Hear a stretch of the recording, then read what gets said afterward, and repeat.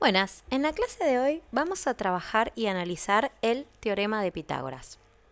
Bien, el teorema de Pitágoras se puede aplicar únicamente a una clase de triángulos, ¿sí? Y ese triángulo tiene que ser rectángulo. Para tener en cuenta cuáles son los tipos de triángulos que existen, primero vamos a hacer un breve repaso con respecto a la clasificación de los triángulos. Bien, cuando nosotros trabajamos con triángulos, podemos clasificarlos de dos formas. Los podemos clasificar según sus lados, ¿sí? Que aquí es donde nosotros hablamos de un triángulo equilátero, un triángulo isósceles o un triángulo escaleno, ¿sí? Siendo el triángulo equilátero el que tiene los tres lados iguales, siendo el isósceles el que tiene dos lados iguales y uno desigual, y el escaleno que tiene tres lados desiguales entre sí. Esa es una de las primeras clasificaciones. Y la otra clasificación que tenemos es con respecto a los ángulos. Bien, que podemos decir que es acutángulo, que es que los tres ángulos del triángulo son menores de 90 grados. Podemos decir que es rectángulo, que significa que existe un ángulo de 90 grados y uno solo nada más. Y por último, podemos decir que es obtusángulo,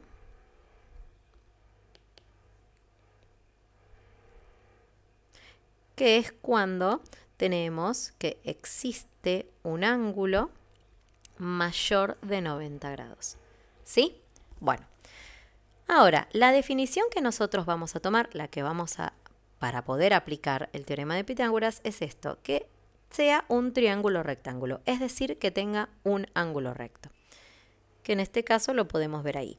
¿Cómo podemos ver el ángulo recto? Bueno, un ángulo recto es aquel que dadas dos rectas, su intersección forma lo que es un ángulo de 90 grados.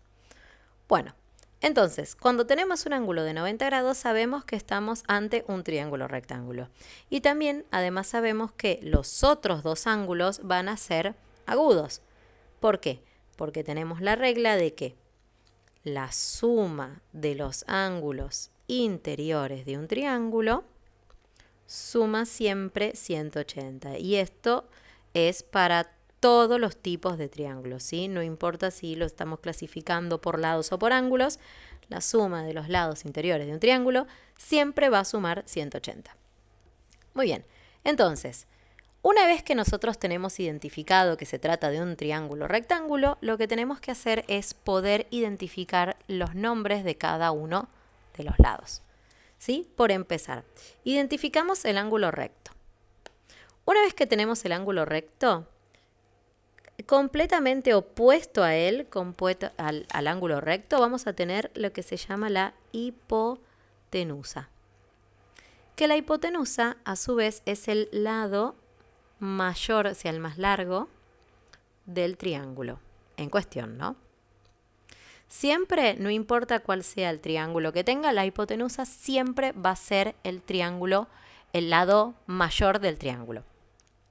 Y los otros dos lados del triángulo, ya sea el lado AC o ya sea el lado AB, se van a llamar cateto. Bien. ¿Por qué nos interesa identificar cuáles son los catetos y cuál es la hipotenusa? Porque el teorema de Pitágoras lo que nos dice es que la hipotenusa elevada al cuadrado es igual a la suma de sus catetos elevados al cuadrado. ¿Sí? Entonces, con esta fórmula nosotros vamos a poder calcular, digamos, el valor de cada uno de los lados de un triángulo. Lo más normal, a veces la regla uno la puede encontrar con distintos nombres, ¿sí? Pero por ejemplo se usa hipotenusa, al cuadrado es igual a un cateto al cuadrado más otro cateto al cuadrado, donde se le ponen A y B, o también lo pueden encontrar como C1 al cuadrado, C2 al cuadrado, ¿sí? Lo importante es siempre recordar que es la hipotenusa, lo que se encuentra al cuadrado, igualada a la suma de sus catetos. Es lo que yo no debo perder de vista a la hora de resolver un problema. Bueno, bien, pero ¿cómo se resuelve un problema con esta fórmula? Bueno, para eso lo que vamos a necesitar es un problema. Bien, por ejemplo, entonces, tengo un problema que lo que nos dice es lo siguiente. Que tenemos un triángulo, ¿sí? En donde nos pide que calcular la hipotenusa, ¿sí? Ya nos está planteando cuál es la incógnita, si los catetos miden 3 y 4 centímetros. Bien, lo tengo expresado en modo de problema. Bueno, ¿qué es lo que tenemos que hacer acá? Bueno, lo que podemos hacer para guiarnos es dibujar un triángulo. No es obligatorio, pero siempre nos sirve para la hora de ubicarnos. Bien, y nos dice que tenemos que calcular la hipotenusa, ¿sí? Yo el triángulo lo dibujé de esta forma, pero lo podría haber dibujado así. O también lo podríamos haber dibujado así. Entonces, siempre y cuando se mantenga que tenga un ángulo recto, se va a tratar de un triángulo rectángulo. Bueno, ¿y qué nos dice acá? Vamos a usar el segundo, que es una forma más peculiar. Vamos a mover un poquito más para acá. Y bueno, lo primero que tengo que hacer es identificar cuál es mi hipotenusa. Entonces, si acá yo tengo el ángulo recto, habíamos dicho que el ángulo que se encuentra al frente es el que va a ser la hipotenusa. Entonces, este lado va a ser la hipotenusa. Y los otros dos van a ser los catetos, el de 3 y el de 4 centímetros. Acá estamos haciendo un gráfico, no lo estamos haciendo a escala. Entonces, podemos elegir, por simple vista, que este lado va a ser el de 3 centímetros y este va a ser el de 4 centímetros, ¿sí? El gráfico sirve para visualizar, digamos, lo que serían los datos, pero tampoco es necesario que lo apliquemos, porque ya con solo aplicar la fórmula podemos resolver. Bueno, entonces, nuestra fórmula nos decía que la hipotenusa al cuadrado era igual a la suma de los catetos al cuadrado. Bueno, los datos que nosotros tenemos es, a ver, la hipotenusa no lo tenemos, entonces lo seguimos dejando como incógnita. Tenemos el cateto, tenemos que uno vale 3 centímetros y tenemos que el otro cateto vale 4 centímetros. Bueno, muy bien, resolvemos esto. 3 al cuadrado me da 9 y centímetro al cuadrado me da centímetro cuadrado. Acá lo mismo, 4 al cuadrado me da 16 y centímetro al cuadrado da 10 centímetros cuadrados. Sumo estos, porque al ser centímetros cuadrados los dos, los puedo sumar. Y por último, esa potencia, cuando la despejamos para poder dejar libre la h, se pasa como raíz. Y en este caso nos va a quedar 25 centímetros cuadrados. Bueno, ¿cuál es la raíz de 25 centímetros cuadrados? Es 5 centímetros. Ahora, ¿por qué acá no consideramos que h, la hipotenusa, sea módulo? Porque como estamos en geometría y estamos hablando de medida, los lados de una figura no tienen valor negativo. Por lo tanto, por eso consideramos únicamente la solución positiva. Y nos da entonces que la hipotenusa del triángulo que tenemos acá es 5 centímetros. Y fíjense también que 5 centímetros es mayor a 3 y mayor a 4, lo cual cumple que la hipotenusa tiene que ser mayor. Es el mayor de todos los lados. Bueno, veamos otro problema. Por ejemplo, digamos que ahora, en vez de redactarlo como problema, nos ponen un triángulo, ¿no? Y nos ponen el siguiente problema. A ver.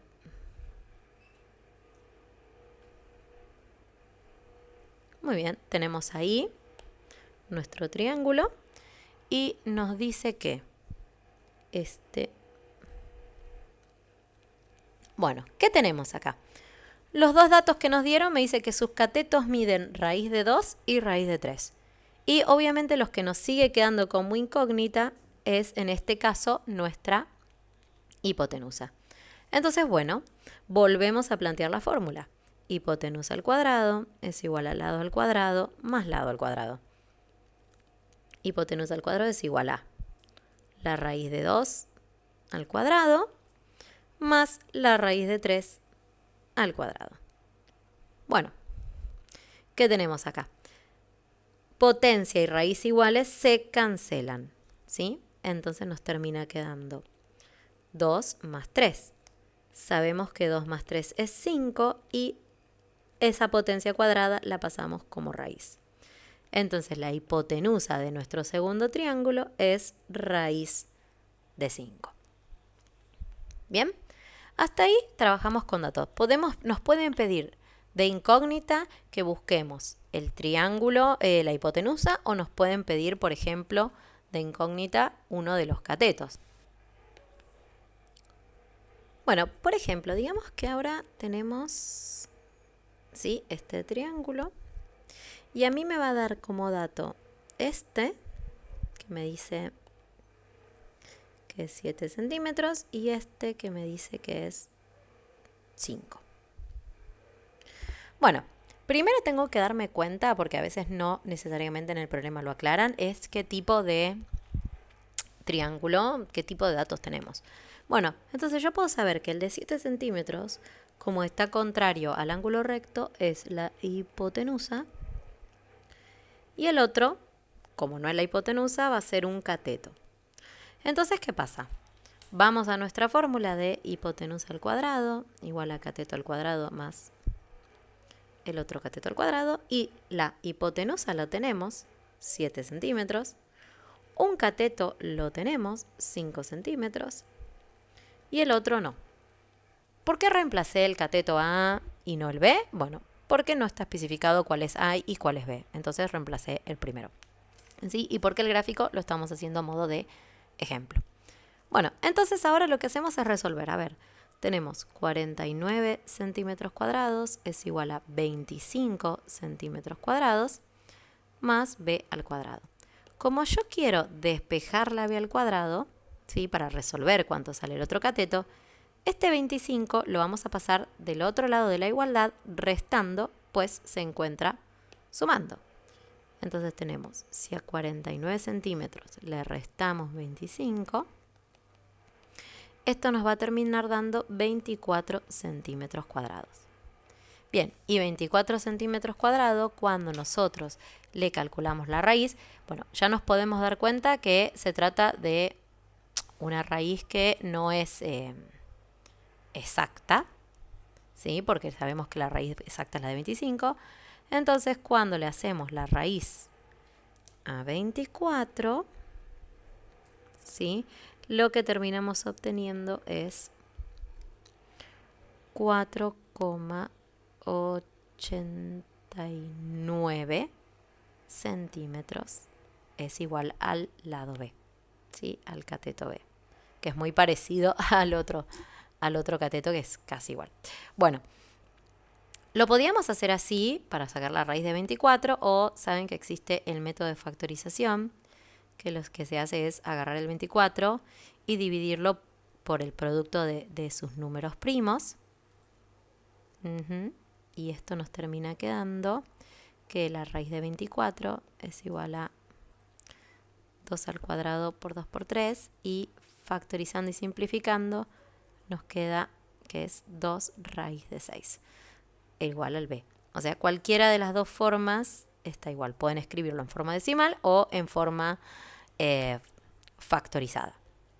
Pero bueno, otra de las cosas que tengo que tener en cuenta es que a veces no nos aparece una figura de un triángulo así, sino que nos aparece dentro de otra figura geométrica, como es el caso de el rombo. Cuando nosotros trabajamos con un rombo, bien, tenemos que tener en cuenta lo siguiente. El rombo siempre está formado por dos diagonales. la diagonal más larga, que se la llama diagonal mayor y se la simboliza con una D mayúscula. ¿Sí? Vamos a ponerle ahí diagonal mayor. Y la otra diagonal, que obviamente si esta es la mayor, la otra se va a llamar diagonal menor. Y se la simboliza con la D minúscula. Ahora, ¿por qué nos importa saber las diagonales? Porque fíjense que al trazarlas, las diagonales a mí me marcan 4 triángulos, ¿sí? Acá no se ve muy claro en el ejemplo. Vamos a tratar a ver si podemos hacer un rombo.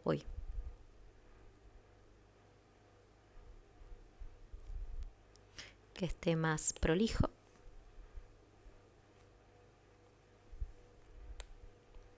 Bueno, entonces, supuestamente esos 4 triángulos entre sí, perdón, esto que estoy dibujando yo acá no es un rombo, sino que es un romboide. Entonces lo que vamos a hacer es dibujar las diagonales para poder plantear lo que es el rombo. Bien, entonces ahora sí, ahí tenemos un rombo, que las características del rombo es que tiene los 4 lados iguales. Sus diagonales son distintas, pero los 4 lados del rombo son iguales. Bueno, entonces, al tener un rombo, lo que nosotros tenemos que plantear en la diagonal mayor y la diagonal menor, ¿sí? Que siempre va a ser mayor la de mayor longitud, es que si cuando las trazamos ven que se nos forman 4 triángulos rectángulos de igual dimensión. Bueno, entonces, acá nos va a tirar como dato que la diagonal mayor mide 16 centímetros y que la diagonal menor mide 12 centímetros. Es decir, que todo esto, que es la diagonal mayor, mide 16 y que todo esto, que es la diagonal menor, mide 12. Y en este caso, lo que nos está pidiendo este problema, nos pide que nosotros calculemos el perímetro del rombo. Bien, y acá nos anotamos de vuelta que el rombo tiene 4 lados iguales. ¿Sí? Esto sería como nuestra pista. Entonces, ¿cómo vamos a hacer para resolver esto? Bueno, si tiene 4 lados iguales, los 4 triángulos que se forman adentro del rombo también son iguales entre sí. Y entonces, a ser iguales, si toda esta diagonal mayor medía 16 y tengo 2 triángulos iguales, ¿cuánto va a medir entonces sola esta parte? ¿Sí? Si yo separo ese triángulo rosa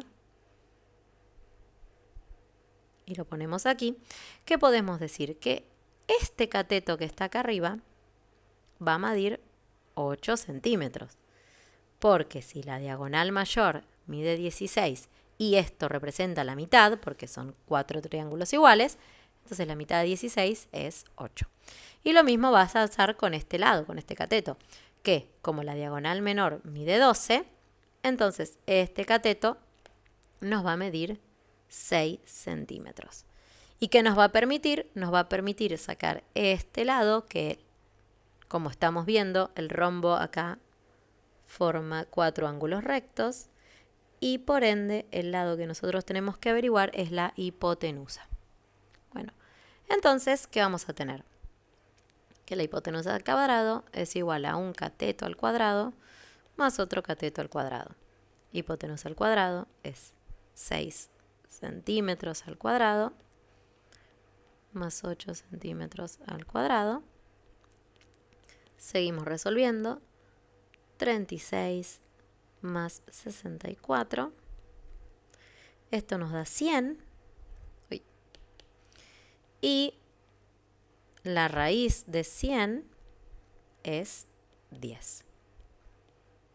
Bien, sabemos entonces ahora que la hipotenusa vale 10 centímetros. Ahora, ¿qué era la hipotenusa de este triángulo? Era un lado, ¿sí? La hipotenusa era lo mismo que un lado del rombo. Y como nosotros lo que queremos hacer es calcular el perímetro, ¿qué sabemos? que el perímetro es la suma de todos los lados, ¿sí? Del lado 1 más lado 2 más lado 3 más lado 4. Y como en el rombo los 4 lados son iguales, podemos decir que esto es lo mismo que 4 por lado 1, ¿sí? Y ya sabemos que nuestro lado vale 10 centímetros. Entonces podemos determinar que el perímetro del rombo es 40 centímetros, ¿sí? Entonces el teorema de Pitágoras no solamente también nos sirve para resolver triángulos, sino que cada figura, dentro de una figura, podemos encontrar triángulos rectángulos que nos permitan resolver cuestiones de perímetro, área o superficie. Bien. Cualquier duda que tengan, me la pueden dejar en los comentarios y nos vemos la próxima, donde haremos problemas de aplicación del teorema de Pitágoras a problemas de la vida cotidiana en situaciones reales. Nos vemos la próxima. Chao, chao.